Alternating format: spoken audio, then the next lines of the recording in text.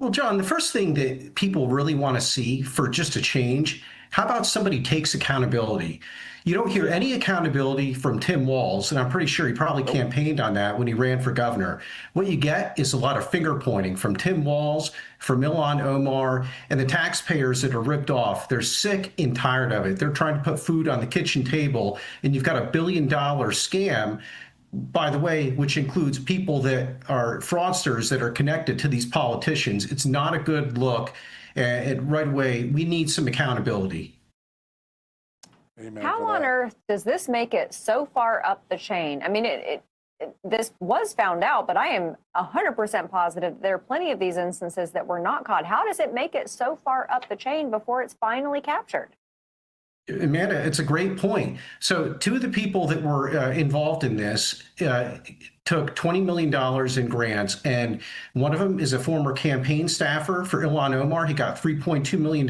He pled guilty in August of 25. Another one took a $16 million grant, and she had her Election Day victory party at his restaurant in 2018.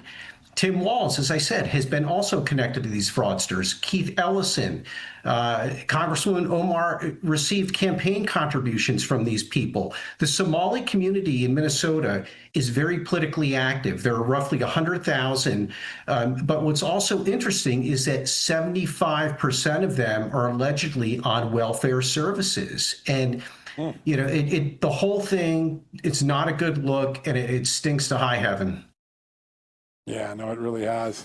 I want to ask you about something that several of our guests in the last several days have said here at the table. People who've been investigating this, people like the Texas Attorney General Ken Paxton, several members of Congress, senators, and that is that some of this welfare fraud may be intentional. That it's part of sanctuary city policies, which is lure illegal aliens to your state or your city to rig apportionment, then keep them there as long as you can, even if it means looking the other way.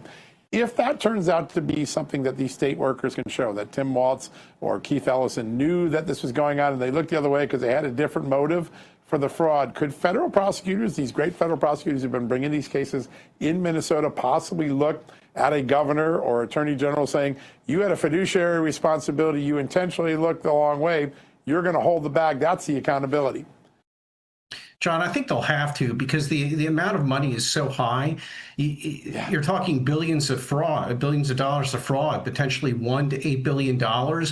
You have to consider every option and who may or may not have culpability. I would just add that today, Tim Walz said that he wants to bring more Somalis into his community. And these are the people that were primarily involved in this. The U.S. Attorney's Office said with regards to one program, they charged 87 persons. 78 of them were of Somali descent.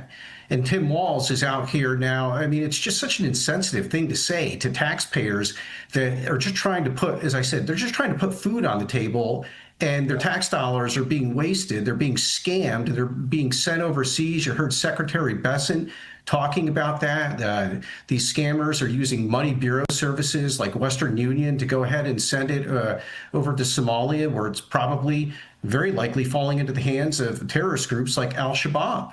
And the U.S. government just conducted terrorist strikes on Somalia in November.